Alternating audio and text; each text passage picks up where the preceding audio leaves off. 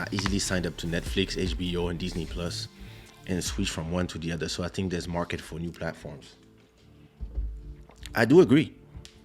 I do agree. It really but like I just said, it really depends on the market and it depends of the proposal, the proposition. If you depending on what depending on what you propose and the budget of the fans, it will work. But you have to understand one thing, Bruno. You are rich. You and I can subscribe to everything and we don't feel it. For some people, they only can allow a budget of 30 euros per month subscription, including telephone. So for those people, it just, hi Stella. For those people, the conversation is different. You see what I mean? So it just depends who is your public and what is their budget. What up, Pierrot? Oh, new subscribers. So you see, it depends. It's really a question of market. So, and as long as you try, you might. Hey, Pedro, what's going on here? As long as you try, then you will see the market. The great thing is because you have two channels representing 2 million people. There's probably some cross, but let's say you have so many people already in your two platforms. You can use those platforms to promote your new platform. And yeah, listen, if it works, it works. Like, when I started Shada, I was using a tiers platform. I was using Redbubble, and I was selling and I was making the t-shirts and stuff, but it was in the marketplace. So it was not my website. It was Redbubble/Kaysha. So people who come to my t-shirt and from my t-shirt go to another t-shirt. 2 years ago, I moved Shadaware.com to my own platform, and now it's Shadaware. And when you go to Shadaware.com, it's my platform, right? And what I lose in here is that I lose the marketplace, meaning that if people don't know Shadaware.com, they will never find my products. So I'm using the platforms, YouTube, Instagram, Shada, Club Shada, to promote the products and send people to the website, right? But what I win is that I have the email address of all my clients. Everybody that come to the website and leave their email, I can send them monthly emails just for them. And they are my clients. So do I prefer the other website or like this? Both. For me, it works for both because I still sell from the old store on Redbubble.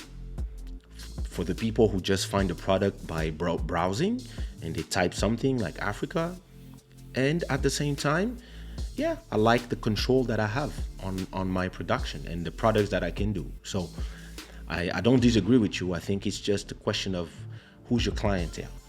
And it's the same thing for platforms. It's the same thing, for example, for music. Do I want to put all my music on my website only, and that people, like, for example, let's say people subscribe for $10 a month and they can download every song I do one day before they come out on the other platforms? Yeah, if I have 100 customers that bring me 1,000 per month, it's worth it.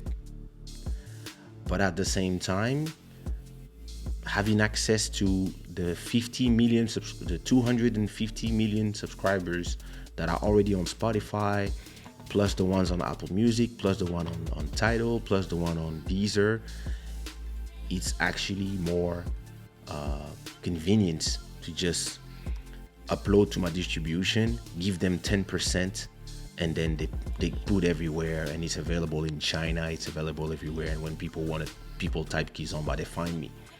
So it's really how much work you want to put, and what is the ratio between what you propose and what you get, and how much people are willing to pay. And then it all comes down to who are your customers, because some customers are cheap. They say they support you, but they don't buy your music. Some customers, listen, me, when I release an album, and it always makes me emotional, because when I release a new album, in the day when albums are dead, I'm gonna have some people that will go get an iTunes card, and with 15 euros just to download my album. And I tell them, hey, you don't need to do it. Like, you go on Spotify, you can just play it as long as you want. And they're like, no. We want to support. And every time I do a new album, I have like, I would say 100 people who, yeah, they show me that, oh no, I bought it. I want to buy it because I want to support you. And that's when you realize that the value that you are giving to people, they are willing to exchanging for their money. And when they are not willing to do it, then you have all the rest. You have the rest of the ways that you can do, which is, super chats, people who are subscribed to all the platforms, and you get percentage of all the money that is made. And it's clearly less, but I guess as long as you have both, yeah, So look, thank you again, Mike, for your super chat. Mike gave a super chat of $20 or $21. This is a form of supporting this show. For the rest, when people watch the replay of the show and there's an ad before, that's how the show will pay for itself, depending on how many people are watching one episode, two episodes, and everybody. You see what I mean? So it's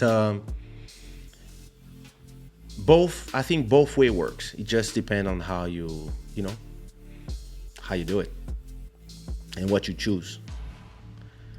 It's cold out there. We are surviving. Minus 40 degrees. Oh, hell no. I think many would prefer to put on Mais Kizomba for instant success, which is the benefit of having Mais Kizomba. Yep, exactly. Yeah, but again, it's how is your short-term, long-term proposal? See what I mean? If I'm thinking long-term, I prefer building my own channel and building my own fan base on my channel, because in a world where your only goal is to make shows, which is the world before COVID, in a world where your only goal is to make some shows,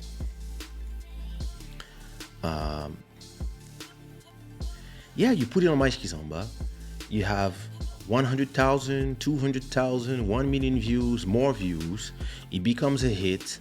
People call you, hey, how much for a show? Wow, 1,000, and you go perform club to club, and you make your money. Here is what. Thank you so much, Gael, and thank you for the support. If now you are in a pandemic, right? You're in a pandemic and there's no more shows, then all your videos that are on Mais Kizomba are not really, they can't become useless, because your goal was to make shows. You see what I mean? And now, yeah, you're gonna have some YouTube views, but how much money you make from those YouTube views? You see what I mean? So if you make 1 million views in Portugal, you're gonna get what, 500 euros?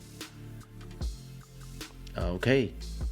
Okay, what's okay? Once you have like a whole 10 month of quarantine, how are those 500 euros gonna help you survive in a quarantine? No more shows. You know how many artists are not performing anymore, and the views, the money they make from their YouTube channels is not enough. Now, if you've been building your YouTube channel for years and years and years, and you have, like me, for example, I have a YouTube channel that has 156,000 subscribers, and this YouTube revenue is around between 2,000 and 2,500 euros. So that's one of my passive revenues, right? Plus I have other YouTube channels, but this one creates that. In a quarantine, okay, my rent is 1,000 paid. Netflix, this, that, cable, let's say another 3,000 paid.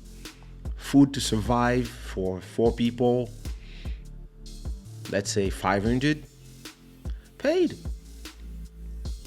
And then money for Uber Eats when we want to eat Chinese or sushi, paid just by the YouTube channel. Why? Because I've been building this YouTube channel since 2007 or 2006. I don't remember. I remember when YouTube started, I was there. One of the first people to create a channel.